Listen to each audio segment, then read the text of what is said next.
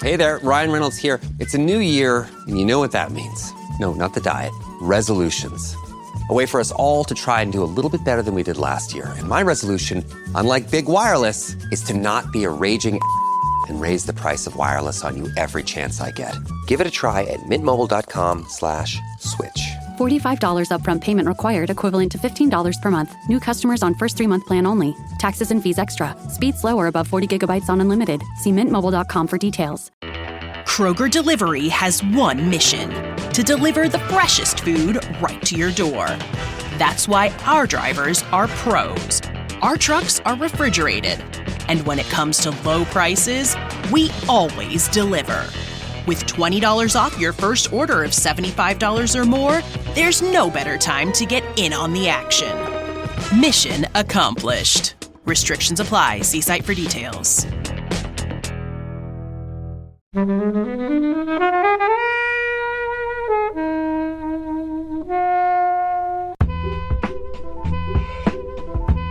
Had I been a teenage boy in the 80s, this would probably be my favourite film.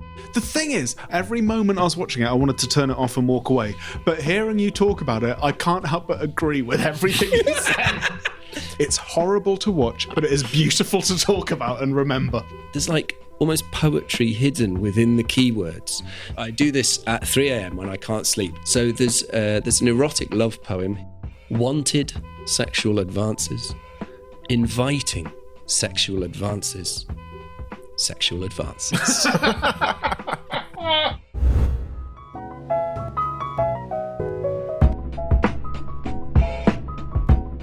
Hello, film fans. In the studio today, we have Steve. Hello. Greg. Hello.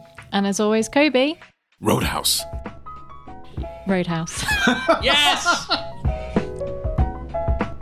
Thank you, as always, to the mighty people for the mighty, mighty tunes. And thanks to Ben from Rockwood Audio for his awesome editing skills. Please do remember to write a review and rate us on Apple Podcasts, anywhere you can do where you listen to the podcast, because it really does help us. And you can join in the conversation with us on Twitter At Flixwatcher Pod, and on Instagram at Flixwatcher.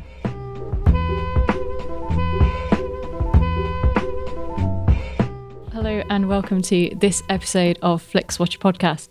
In our studio today, we have Steve and Greg. If you would like to say hello to our lovely listeners and tell them a little bit about who you are and what you do, please. Hello, listeners. My name's Steve Cross. I'm a comedian, and in podcast land, I am one of the players of Chaotic Adequate, an improvised fantasy comedy set in the world of Dungeons and Dragons, but expressly without the permission of the people who make Dungeons and Dragons, who disapprove of our inability to do the rules properly or care about which god is which. Have they contacted you to tell you so? I went and had a meeting with them. Really?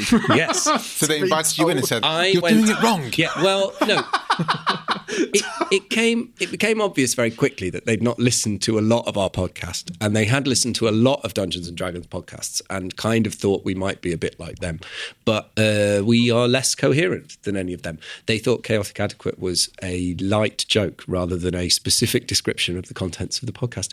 But I do recommend going to visit, if you ever get the chance, go and visit Hasbro, who make Dungeons and Dragons and also Transformers and My Little Ponies and Nerf guns, partly because there is a giant... The toys that made us. There's a giant life-size My Little Pony that's actually puking rainbows in the office that you have to go and meet. And where is this Hasbro place? Well, I don't want to give it away because... Is it what? Which country? Which city? Oh, no, it's in London. Okay. It's in an anonymous industrial estate in London where you have to get an actual railway there and then walk down a canal. And you have to walk past a strip club. And the strip club is brilliantly called Inhibitions. The worst name for a strip club, where surely that's the opposite of what you want from a strip club. And who are you, good sir? My name is Gregory Akerman. I wasn't allowed to go to the meeting with Hasbro. Nope. But I am the Dungeon Master on Chaotic Adequate, and one of the many reasons why the rules are adhered to so loosely or not at all, as they are. In many ways, I am the reason we are not super successful and have Hasbro backing. Well, do Hasbro back some of these other podcasts? I think they speak highly of some of them, don't they? Yeah, they love the ones that are set in whatever the new book is that they brought out so that they can get people to buy more of the new book. I have bought the new book, Hasbro. We don't use it, but I have bought it. Have they brought out new Do you books? use it just to wedge the table, that wobbly table? There's a book of what it's like in hell. There's the new book that has the rules for robots in it. Well, we could just make up rules for robots. This is the problem. What with it's the like show. in hell is a little bit like what it's like in Warhammer 40k as well. Right, let's go on to like proper stuff, guys. We're talking about Roadhouse today, which was your choice, Steve. Yes. So can you tell us, first of all, or in either order, tell us why you chose it and give us a synopsis in 1 minute or less. So I chose Roadhouse because I think it's a perfect Netflix film Right. in that it asks very little of you but gives you a lot. I think you can use it in a number of different situations. If you're on a date with the right kind of person, it's a date film.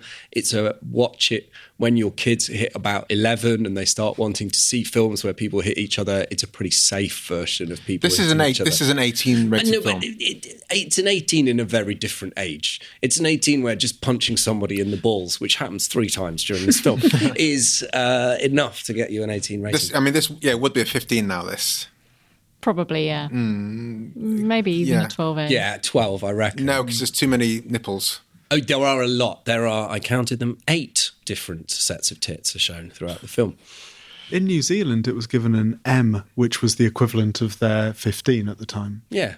And they're a notoriously intolerant people. Which tells you a lot. They hate action. So, to summarise the film, if we think about the script of this film from the point of view of Joseph Campbell's hero's journey, our hero is Dalton, and he's living a life looking after a club, but it's no longer a challenge for him. He wants a challenge. That's the thing that he goes to. So he leaves his comfortable surroundings, as you would expect from the hero's journey, goes to a new club, which is called the Double Deuce, or as Sam Elliot pronounces it randomly in the middle of the film, the Double Douche. And nobody says to him, can we retake that line? It's called the Double Deuce. It's one of the many moments in the film where the director has gone, it's fine, we'll go with it. He goes to the Double Deuce. He cleans it up. He learns a lot, but at great cost to himself and others. And then he essentially returns to his original life in that the Double Deuce becomes the calm club that he has left. Very good. Helen, what are your thoughts on Roadhouse? So amazingly, I'd got through life having never seen this, but knowing a fair bit about it. It's one of those films that I feel anyone can give you a rough synopsis just from never having seen it. Yeah. It's like we've all read The Great Gatsby without reading The Great Gatsby. So the bits that I knew about it were obviously Patrick Swayze and ripping a man's throat out with his bare I didn't know hands. that. Okay. Can I talk about the ripping the throat out? Well, we'll get to this. Because calm your boots. It wasn't as good as I expected that moment. Oh, that moment. Yeah, Yeah. the rest of the film's amazing. I mean, I don't know whether to save it for later or to go now. So occasionally when we do this, what I really like to do is read IMDb reviews of films that we're reviewing. Yes. I've got some great ones. So these are actual reviews. Truly great. Violence, action, cars, fighting, music, and sexy chicks that put out. Just to kind of give you... There is a lot of unprotected sex in this film. Again, this is another one. Nearly all the women are hot. Yeah. And the beginning has some of the best manly action. Yeah. And then someone was talking about this being a guilty pleasure glove. That kind of sums it up, really, I think. And do you agree with those? Do you agree with those? That's the question. I mean, I don't quite think I'm the target audience for this, but had I been a teenage boy in the 80s, this would probably be my favourite film and still be my favourite film. It's got things in it like there's a lady doctor in it. Yes. I don't know if you noticed the hospital. Right, the hospital that he goes to. That cannot be. Not only is the doctor sexy, but all of the other medical staff working around her are also sexy women. Hospital. And this is because his medical bills are paid by his work. So because he's not paying, he can afford to go to the local sexy hospital that costs more, but all the staff are fit. Roadhouse is perfect in every way. Like you think that's weird, but it's explained earlier when he says that his boss is paying all his medical bills. And it had to have the doctor being a woman in some way to make up for the fact that, no, they're not all objects. Look, that one's a doctor and she's everything, a doctor. right? That's a smart one. Greg, what are your thoughts on Roadhouse? I didn't enjoy it very much. I tried really hard because I do like... It is more of a cool person's film, yeah. I do like brain dead action and that, but I couldn't get on board with it. I even enjoy Patrick Swayze in Donnie Darko. I thought he was good in that for a bit, but it's so tedious. I enjoy the bizarre nature of a film that has a monster truck heavily featured in it that no one comments on. Well, it was what's it called? It was Chekhov's monster truck, wasn't it? Yeah. You see a monster truck, you know it's going to go over some cars. Part of the dramatic perfection of this film is that all the things that you think are weird and unnecessary become... Like, the throat rip is mentioned in Act 1. Yep. And then the throat rip happens in Act 3. The throat rip is not left unanswered at any point. In an attempt to go this character, by the way, is really an unpleasant one, we will show him having sex with a woman who we have just recently told you is definitely underage. Yeah. Yeah.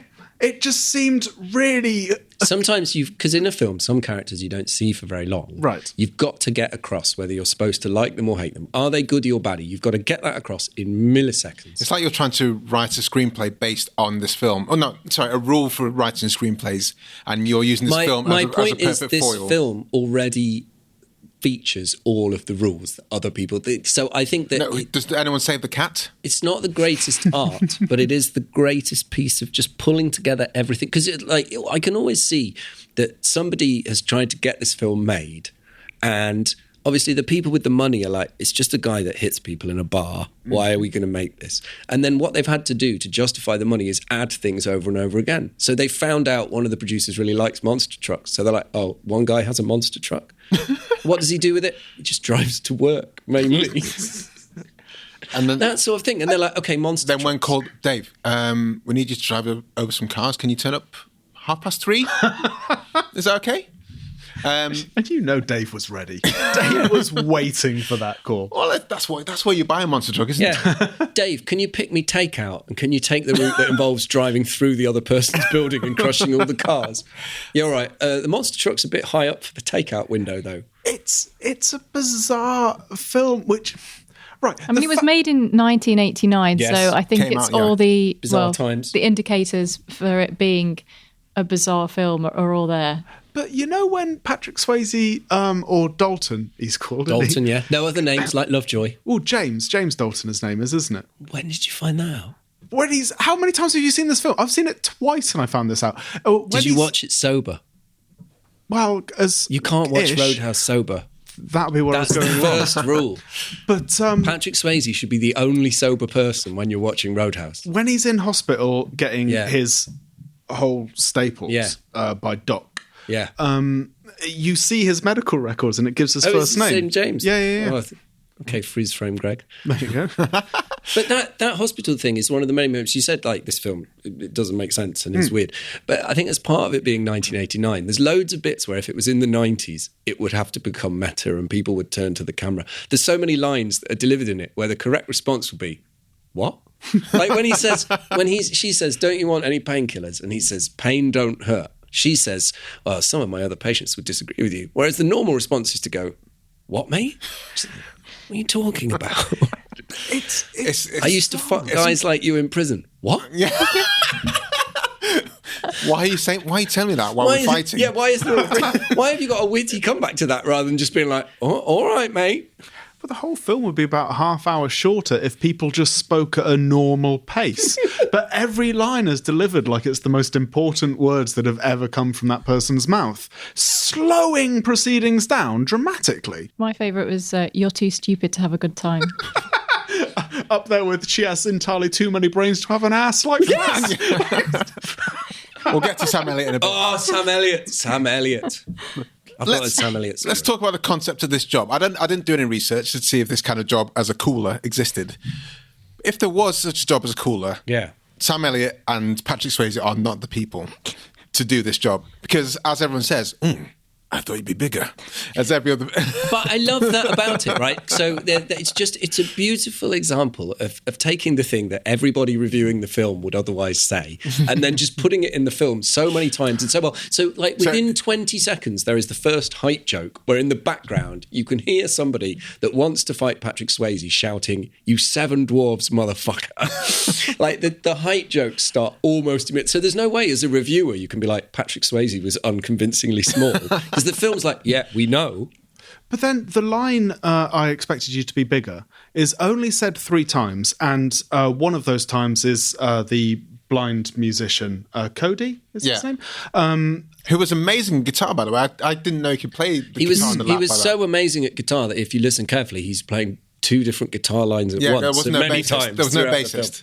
No, sorry, there was only a bassist. There was no other second guitar. But it tricks us into believing that line's said several million times throughout the movie, but only 3 times it's said, and one time Cody's just telling him it as a joke, like, hey, this is what everyone says to you, I also want to know about their relationship, because it seemed like on the outset, Cody goes on ahead to a crap bar, and then Dalton follows, joins him in said crap bar, then Cody goes on to the next one. It seems like kind of, do you remember that place? Oh, that was a real shithole. That's the kind of relationship they seem to have. It's like, oh, yeah. He's protective of him. No, it's not. It's the setup that he goes to a place that's shitty. You go on to the next place, make sure it is properly shit, recommend me, I'll come along, and we'll sort it out and remove the chicken wire. Beer bottles don't smash when you throw them at chicken wire. If you've ever tried to smash a beer bottle, it is way harder than that. Have you tried to smash it? Loads of times. Blues Brothers tells you otherwise. There is really loose chicken wire. Like, we could go outside now, buy some chicken wire, throw beer bottles at it all night. It's not going to smash when it hits the chicken wire. Can we do that? Okay. No, we're in Camden, Gregory. London's fashionable. No, but there's a DIY shop, I should say it properly, which will sell chicken wire, and Sainsbury's, which sells the beer. Let's do it. Right. Do coolers exist? Well, cooler's just like a head bouncer, isn't it? But with a better name. And he got paid quite a lot, $500 a day. Yeah. Multiply that up now. I like the bit where the man's like, this room is $100 a month to rent. Can you afford that? And Dalton just goes, yeah. Rather than like, mate, I get $500 a night. I drive a Beta. The biggest expense in my life is new windscreens. 4 cars he has in this film. Yeah. Which it doesn't really go into much other than the assumption is that people hate him so hard that they destroy all of his cars. But he has a nice car, which he never takes to work, so people don't smash it up. But I love the fact that the reveal of his like super amazing car is that it's an automatic transmission Mercedes of the kind that like uncles drive. It's like a weird old man car. Oh, it's so exciting racing across America in this automatic Mercedes. And apparently, right, on I was reading on IMDb about this movie, right? And yeah. See? Research and notes. Patrick Swayze was so handsome, it caused many problems, including a female extra who was playing a waitress was too busy looking at him, didn't see where she was going, and spilt all of her drinks on another extra. Yeah, so the thing is, we're all laughing at it's so ridiculous, Swayze in this, but in 1989, he's the hottest thing imaginable, apart from Sam Elliot in this film, who is the straightest thing that has ever existed. No one's saying Patrick Swayze isn't beautiful in this film. It's not as beautiful as Sam Elliot. Yeah, but Sam Elliot being better isn't the same as Swayze being not good. Yeah, no, it's true. Everyone in this film is fit apart from all the men other than Swayze and Elliot, who are this bizarre collection of misformed freaks. Which I believe they put into their contracts. Like, are there other men going to be topless? Can they be absolutely horrible?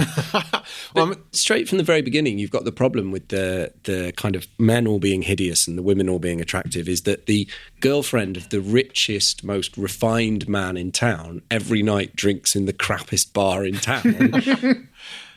This whole setup, how does this film exist is something I was just kind of thinking through my head all this kind of time. I think it's this concept of a cooler. It's relatively nonsense. cheap to make. It sits in a nice gap in the market. It's actiony without having to blow up loads and loads. Yeah. It's cheaper to make than a Schwarzenegger film. Hits some of the same beats. Does anyone know about the production of this? Because I think this could potentially have been a Schwarzenegger kind of film or a Stallone film that didn't get made. Because this is over the top. I think it has to be him. It has to be Swayze. I haven't seen it, but this is kind of sounds to me a little bit like Cocktail. It's got that. But if you have, the first person who was supposed to be Beverly Hills Cop was Sylvester Stallone. And when Eddie Murphy joined it, they changed it all. So I think there's definitely a reason, there definitely is a concept where it was a big muscle guy. And then when Swayze joined it, they changed it. So there's a scene where he was doing the crouching tiger Otherwise, thing. it would just be another unwatchable hitty film with punching. It is one but of them. but the thing is, it's not. It's more. What is it more? All you're doing is saying it is more. You are not justifying it. It comes ahead of the 90s waves of film understanding what genre they're in and messing with it. But it does it non-ironically. So the monster truck is not in there as a joke. The monster truck is in there because it would be good to have a monster truck. I can't. The thing is, I didn't enjoy it. While I was watching it, every moment I was watching it, I wanted to turn it off and walk away. But hearing you talk about it, I can't help but agree with everything you said. This is you have to watch it drunk enough that you would be in one of those bars. Look, I didn't Netflix it. I bought this film to watch it, right? Because I was intending on watching it several times. Yeah, but you can still do that with Netflix, though. They don't stop you watching it again. Flatmate was in the lounge. I do have a copy of Roadhouse 2 if you ever want to watch it. So there is actually one, because on the screen... Roadhouse 2 is unwatchably bad. Yeah, I can imagine that. Why? So the thing with... Imagine this, but no fun, with airboats. Is the remake ever going to happen? What's an airboat? Oh, is that when... Okay. Giant fan on the back barely goes into the like water. so for that getting sounds across amazing. swamp. No, the airboats are the star. Like, they're very much the monster truck. Yeah, is but the without star. the rest of the film. Like in Gentle Ben. So the fights in this are... There's a lot of fights for no reason. Oh, yeah, the knee knocking down on the knee. Manly action. But everyone wants to fight Swayze. Yeah, there's a lot. There's a lot of ball punching. Yeah. There's some nasty. But the nice thing is, all the fights are shot just wide enough that you can see what's going on. If you go and watch a 2020 action film, every fight is shot so zoomed in. All you can see is a random bit of flesh moving into it, because all the action heroes are like 68 and can't actually do action scenes anymore. This, you actually just get to see Sam Elliott punch a man in the sternum. No, it's changed. And that was a Paul Greengrass thing. And now they used to do that because they thought that's a good way to cut films. But now people are, since the Raid and stuff. Since the Raid, yeah. Well, that's why I enjoy watching the Raid. But this is very much a proto-Raid. It's Raid. No, it's not. No, it's not. No, if everybody in the Raid had been drunk, more like this. But the fights go on too long. Because if you're just doing wide angle, like you can see everything that's happening, I don't need to see everything that's happening for 5 minutes. If you're cutting it every 2 seconds or every half a second and wobbling the camera back, you're like, oh, I can imagine what I think the fight possibly is. But if you see a fight, it is boring to watch. When he rips the throat What out... about the fight where some of them are fighting and a man in the background is just smashing bottles of Tia Maria over and over again? Well, that's brilliant, obviously, because that is probably mirroring one of the very, very first scenes in the film, where at 1 minute 34 seconds, right, in the club bar he's working in first, there's people dancing and a fight looks like it's about to kick off, right? But in the far right-hand corner, there's just a guy in a white suit dancing like he's having a better time than anyone has ever had. Is this before or after the beautiful line, darling, why don't we go somewhere and get nipple to nipple? And she says, I can do that on my own. Yeah. That is... to which the correct before. response, of course, would be, What? I did actually say that, because I was like, logistically, how does that work, lady? I would like to know what you're talking about. My favourite setup to the fight was the throat pulling fight, where the guy gets on a motorbike, careens off at 128 billion miles an hour. Yeah. Patrick Swayze runs faster than the Terminator T-1000, catches him, dives up, and then proceeds some to rip his throat. motorbikes aren't that quick. Is that right? Yeah. And Swayze took a also short... surprisingly high number of explosions in this film. Yeah. Yeah. Extremely large explosions. Yes. Where the whole building... Enjoyable. That none of those places should have exploded in that way. No. I can't fathom them. But one of the very, very first scenes in the entire movie, in many ways sort of signposts and signals the entire thing, right? Because at about 1 minute in, we've looked over a massive car park and a car's driving in. And then the passenger side door opens and a woman gets out by just swinging both of her feet around at the same time, which no one has ever got out of a car other than a child doing that, and just steps up, which signifies straight away that this film is going to be doing something which no one ever asked for and is probably more awkward than it should be, but somehow you're going to be able to find merit in it and joy in it thinking back. It's horrible to watch, it's not enjoyable to watch, but it is beautiful to talk about and remember. This is my first time watching it, and I don't know why. What? Well, I'm telling you, what this is my have you been revelation. doing with your life? I thought you were a great film aficionado. This is like one of the top 10 canon. So I would have been 9 when this first came out, as an 18, and it wasn't like RoboCop where I had to watch that film. So I just wasn't aware of it. It wasn't Schwarzenegger, it wasn't Stallone. Swayze for me was that guy from the dancing film. That's why this is so great. As a 9-year-old, finally we get to see Swayze punch a man in the balls. He was asked to be in Predator too. As a 9-year-old, this would not have made. I would not have gone to Blockbuster or the local video shop and said, "Mummy, can I get that, please?" To which she would have replied, "No," because I wouldn't have asked her repeated times for her to cave in for what she did for RoboCop. I love the idea of your mum having to explain to you, "I heard you have balls big enough to come in a dump truck." Again, I mean, you what is the response there? Well, I mean, anyone could come into a dump truck. I think the implication. But the thing that actually made me want to watch Roadhouse was an episode of Family Guy, where I didn't know what the concept of Roadhouse was, but there's a Family Guy sketch which is repeated a few times, where he kicks someone over and then says Roadhouse, and I was like, okay, there's something to Roadhouse. There's a joke to Roadhouse which I don't know, and I've seen the joke all the way through for, was it 2 hours? No. Yeah, well, 1 hour 54 minutes, so nearly. Yeah, which is too long for this film. Yeah, there's some great things that happen nearer to the end of it. There's the fake car, the old stabbing the foot on the gas. Or a brick, isn't it? Yeah. It's a knife through the accelerator pedal. Oh yeah, in this case I'm saying it's a knife, but sometimes it's a breeze block, isn't it? Or is there something there? And they don't know. They don't know he's not in the car. At the brilliant structure of this film. So the car jumps in. I think the use of brilliant the man takes the knife out of the accelerator pedal and puts it into his exactly matching scabbard. So wasn't we it his know. Knife, though? We know, but it was. We know he was the man that stabbed Garrett because it's his knife. And on that knife, it's got a coin with tails facing up on it. Yeah. There we go. There's also a near death by polar bear. Yes. Yeah. Why wasn't he dead? What? Taxidermy's not that heavy. Is it not? I've no frame of reference. And at no point in the film, apart from the last 5 minutes, are there any police vaguely interested? No.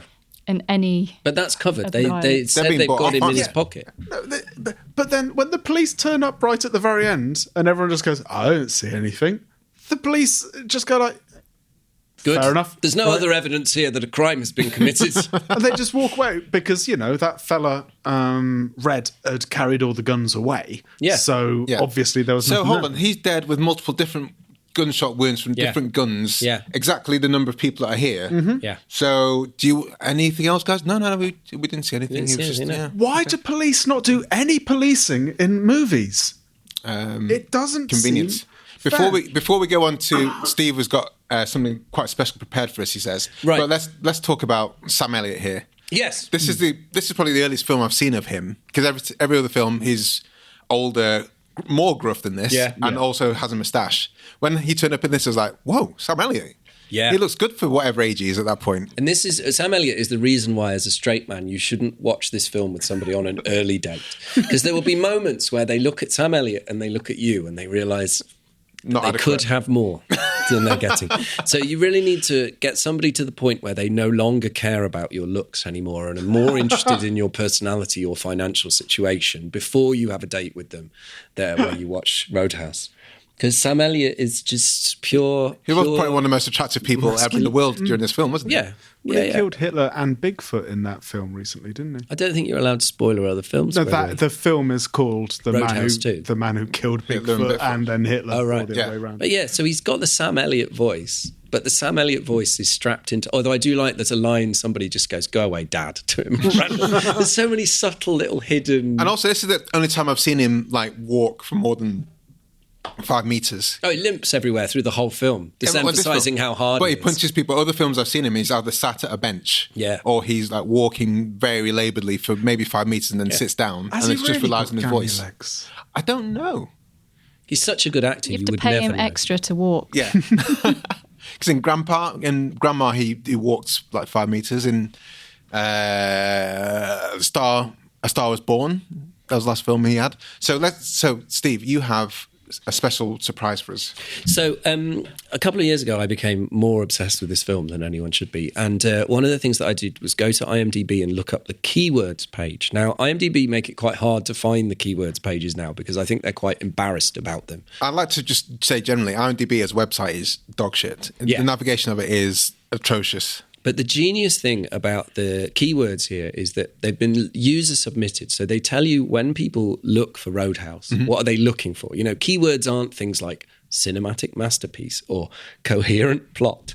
And I got overly obsessed with the keywords for Roadhouse because a lot of them read as, if you're a comedian and you're trying to do a misdirection joke, a rule of three, they read as rules of three. So they're things like action hero, karate, kissing while having sex, or semi-automatic pistol, pump-action shotgun, white panties. And they read on like this over and over again. And I got more and more obsessed with all these different ones. And I realised that some of them, there's like almost poetry hidden within the keywords. So there's an erotic love poem hidden in the keywords in the following.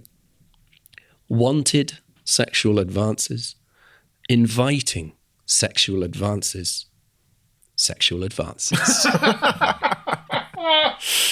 And then I got more and more obsessed with them and I started trying to see whether I could put them into haiku.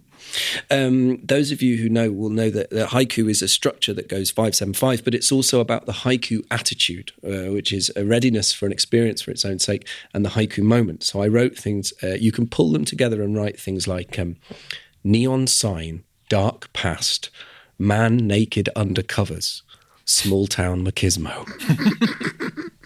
Polar bear shot to death, stuffed animal, trophy animal, tough guy. Can a haiku end on a question mark? It does. It doesn't in the keynotes, but I've put that in. I think that's all right. So then I wrote a limerick, which goes, disarming some. Stop laughing, Cookie. Disarming someone underwear, pump action shotgun, polar bear. Blind singer karate, waitress, one-man army, bikini, martial arts master. I'm halfway through a sonnet. I've got this stanza. I wonder if Shakespeare ever said, "I'm halfway through a sonnet. Will you just indulge me for a second?" I've got the first stanza down, which is female removes her clothes, disarming someone, small town. Bouncer, fired from the job, knife scar. Girl in panties exploding, building one-man army, kissing, sex on first date, bar. That's a proper pentameter thingy, whatnot. Rhythmic pentameter. I'm building up a sonnet line by line. It might take me another couple of years. I do this at 3 a.m. when I can't sleep, is I put Roadhouse into poetry. Well, thank you very much for bringing that to Thank you. Flixwatcher. No, I think it's important to bring... There's part of the thing about Roadhouse is that great art inspires art. Mm-hmm. You know, most films, you watch them and all they inspire you to do is maybe buy some of the brands featured in it. But Roadhouse, I mean, it triggers higher levels of thought, higher levels of creativity. No. Roadhouse... Well, not in you don't have higher Roadhouse didn't do that. You did that. Inspired by Roadhouse. Nope. You did that inspired by your own desire to trick people into thinking Roadhouse inspired you to do that. But Gregory, so It's a subtle but important difference. Is the reason you hate Roadhouse because Dalton also has a philosophy degree like you, but is much more successful in his career than you are? I could probably rip someone's throat out. I think everyone can rip someone's throat, so it seemed very easy to do. It did seem easy. And it seemed like his go-to move that he only stopped doing with the big baddie because he thought of the doctor wouldn't like it. Which right. Nice. I think on that, guys, let's head to the scores.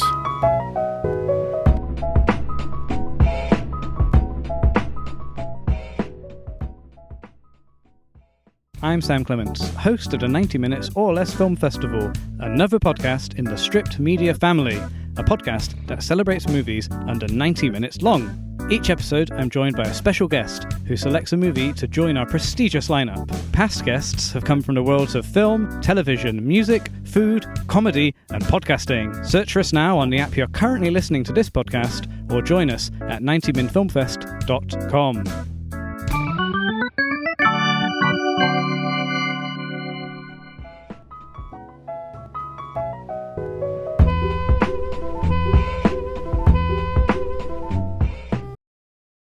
This episode is brought to you by Amazon. Sometimes the most painful part of getting sick is the getting better part. Waiting on hold for an appointment, sitting in crowded waiting rooms, standing in line at the pharmacy, that's painful.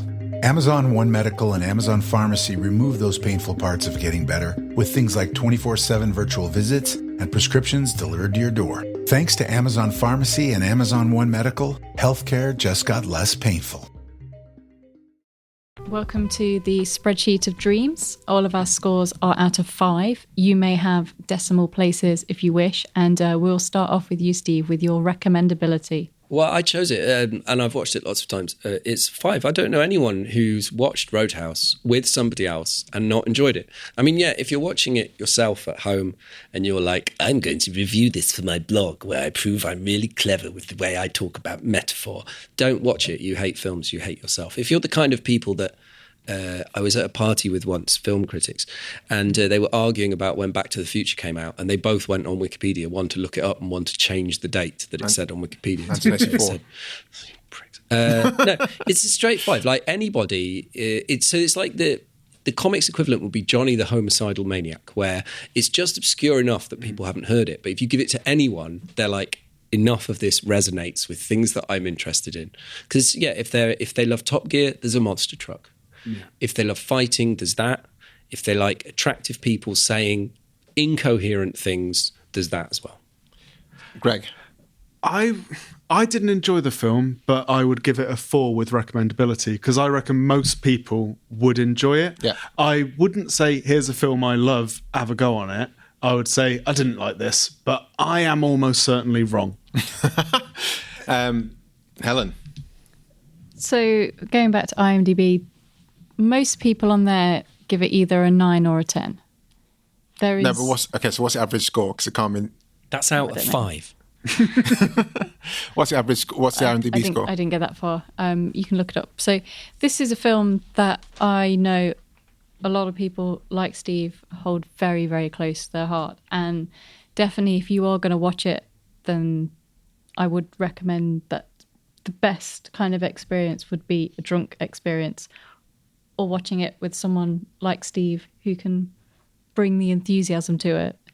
I don't think I am its target audience. And I think if I had seen this... Not even when Swayze does Tai Chi half naked. No. I mean, I was expecting it to be a bit more violent, actually. I was watching the Tai Chi and it just made me think of Joker. I was like, it's Joaquin Phoenix channeling Roadhouse. The Tai Chi just goes on for far too long. Was it even Tai Chi, or was he just like practicing his moves that he was going to use later on? That's one of the great questions. Is it? As Confucius says. Is Tai Chi dancing or practicing beating up children slowly? It's also nearly 2 hours. It's quite a... The joke... With a joke film or a film that has kind of... This isn't a joke film. It's 1989. Well, like, the film irony... So what's your recommendability score? Yet. 3. I'm going to go for 4.5. It's a bit violent in places, but it's like randomly violent. This could be... I don't see why this needs to be an 18 kind of violence, because it is cartoony-ish. You rip someone's throat out. You don't really see it. I'm not classing... I'm not saying the rating. I understand why it's an 18, but I don't see why it needs to be that gory, because this should be like a super comic booky type of violent film. Yeah. It doesn't need that many boobs it doesn't need to be that bloody for the kind of film it is. No. I'd argue it doesn't need any of the nudity in it. No, absolutely not. It's an 80s film. It's gratuitous. It doesn't need our hero, speaking of that one woman who did the strip dance, gonna have a pet. keep it on a leash. I mean, And that's also, what your hero I did wonder said. whether it's part funded by like a bad 80s plastic surgeon, because there were an awful lot of bad 80s fake boobs on display that looked like someone had just cut a grapefruit in half and shoved bits of it onto somebody's flesh. the sex scene was notable by how uncomfortable both of them looked. Is this the Swayze doctor sex Yes. scene where they decide to have sex against a completely Very uncomfortable unprotected sandstone wall that would have ripped her skin But straight off? thankfully, after about 30 seconds ago, no, terrible idea, there's a bed right there. Yeah. First time you're having sex, sandstone wall. Repeat viewing score. Steve, I'm sensing it's going to be quite I've high. seen this loads of times with loads of different people. Do you in loads of wager, different can you moods. guesstimate how many times that might be? Is it double digits? No, it's probably 7 or 8. Okay. But it's a film that, like, if you're in a different mood, you can watch it in a different way. And you're with different people, you can have different fun with it. And, yeah. So I would say 4.5, because the specific thing that you can't watch it if you're a straight man on a date with a woman, it's an early date, because Sam Elliott will Ruin your life for you, ruin the date for you. Well, he'll cock block you, is what I'm saying. Greg. Now, when you say repeat viewing, are you specifically asking repeat viewing for me personally? Would I watch it over and over Yeah, again for you. me in It's my your- life? it's your rating. But it's not about what I think this film is for people. It's about specific. Because for me, 1. For people, probably 3.5. For you, give your rating. Are you not in the subset people? No, but I just think I particularly didn't enjoy it. But I'm pretty sure I'm going to be in the minority. So I think the recommendability kind of ekes towards your consideration for the people, but for I'm yourself. not going to see it again. Sure. So I'm going to go with a 1. That's one podcast idea, Bind. I'm going to go, if you've got an idea for us to do a thing, then 2. Helen. Yeah, I'm not going to revisit this one. I'm with Greg on this one, a 1. It's nearly 2 hours. Yeah, but you set up for films you like as well. Yeah, 2 brilliant ones. What are you talking about? I think I will watch it again, and it would be quite cool to, if I was at a friend's house for the weekend, Friday, and get some beers out and say, let's watch Roadhouse. Yeah. And you can just enjoy it, you can chat to your mate in between the stupid bits. So I'm going to go for 3.5. I'm not going to watch it that often, but I'll be happy to watch it when I do. Yeah, and if you don't enjoy it, just watch Roadhouse 2, at which point your expectations will be so low that you will be really looking forward to watching Roadhouse again.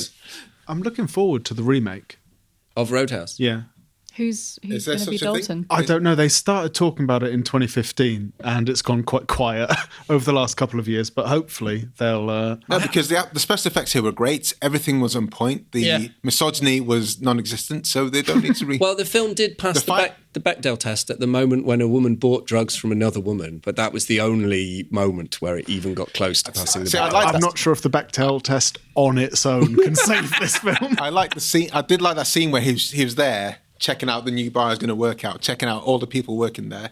Okay, so she sells drugs in this shithole of a bar. She must be the worst person in the entire world. Yeah. Surely he should have had a word with them before immediately firing them. I know, admittedly, firing that little prick is the reason the film happened, but it seemed odd just coming in and going like, you're gone, you're gone, you're gone. It should be like, you and you in my office, let's have a word. Yeah, there's no HR department at the Double Deuce. No, but you need to assert your authority. You need to assert your authority in that kind of place. Especially when you're that small. Small screen score. Segue. Well, the explosions fit on a telly quite well, I thought. I've never seen it at the cinema. It wouldn't occur to me to go and see it at the cinema. If you were going past Prince Charles and you had 2 hours to spare and it was about to start, would you dive in there? I think it's the sort of thing that if there was a showing and it was going to be full of other Roadhouse fans and we were all going to shout "Pain Don't Hurt" together, that I think would be an experience. That's exactly what would happen at Prince Charles. But, a load of people in my house could do that whilst we watch it on the telly. So a small screen score, I mean, it's a 5. I don't see what the cinema would add other than friends, and I've got friends. Gregory. 5, yeah. Small. I don't have a problem with watching things on tellies or phones. I don't think it detracts from anything whatsoever. I disagree, but not in this case. I prefer it because so often Certain the sound is garbage in cinema. And there's people. I think you go to the wrong cinemas. Yeah, you definitely go to nicer cinemas. It will improve your watching experience. Not of this, but... Well, I have to go to like parent and baby screenings.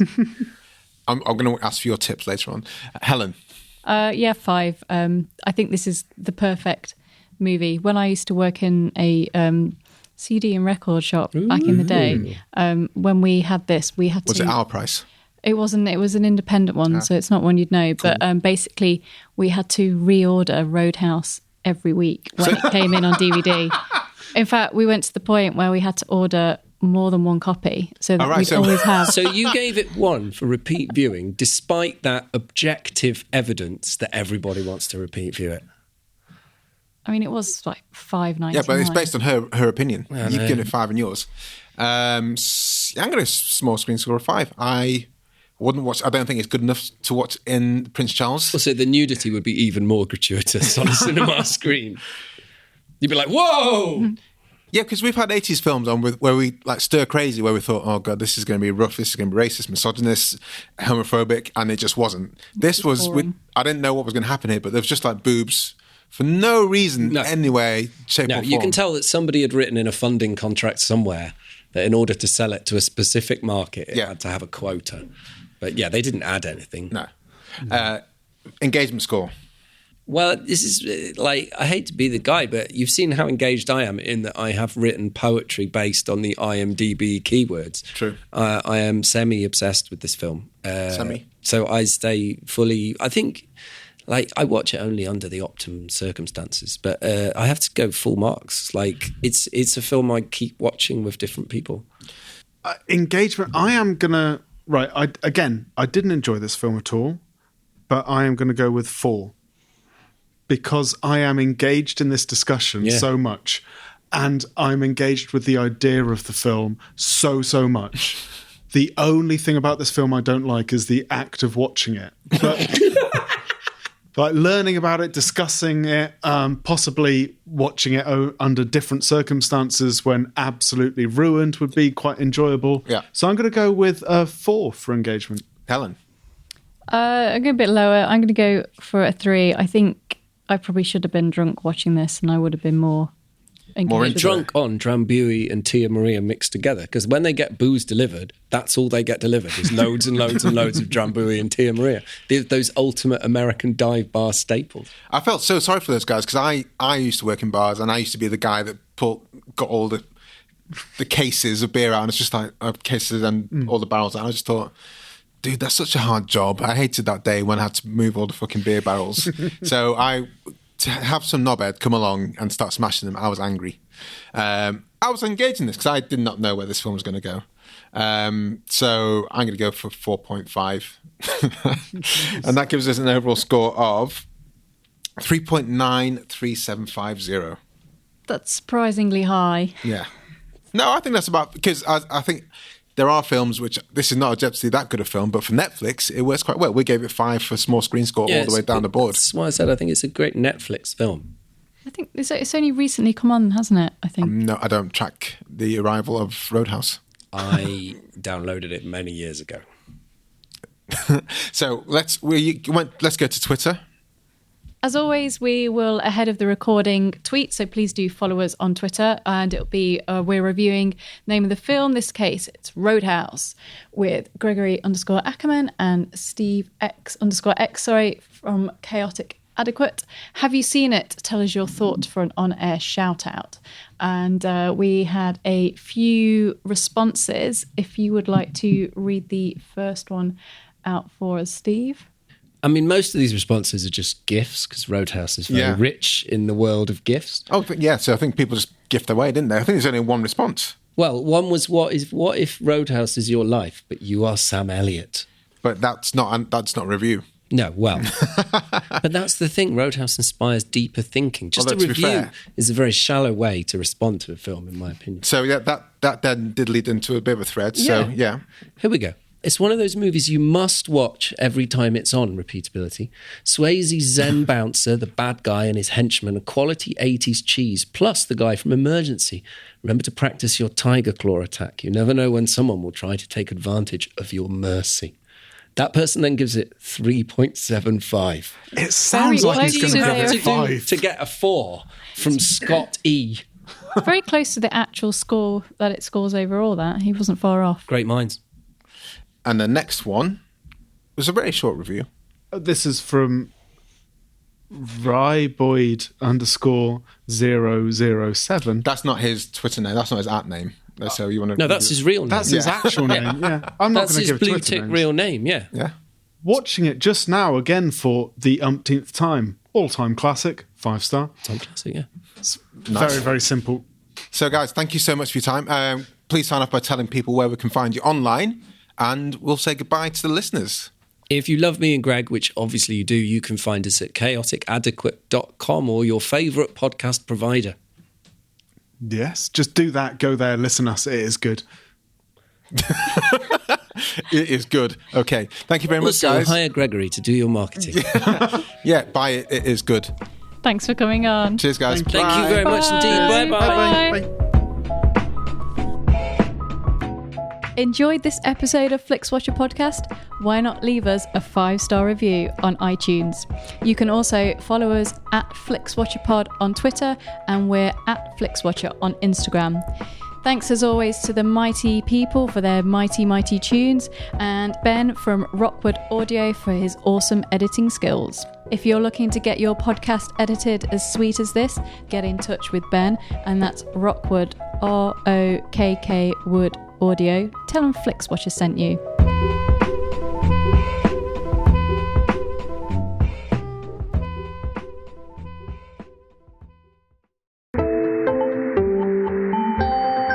You just heard a Stripped Media production.